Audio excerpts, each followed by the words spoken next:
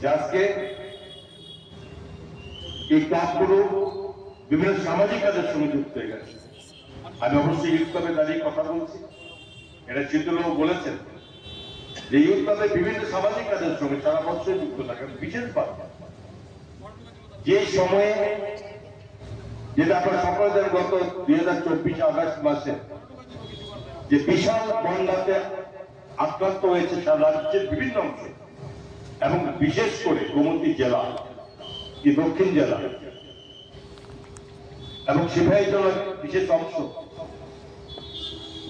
তো এই জায়গার মধ্যে উদয়পুর বিভীষিকার অবস্থা দাঁড়িয়েছে। দিন নেই রাত নেই, প্রত্যেকটি ক্লাব, প্রত্যেকটি এনজিও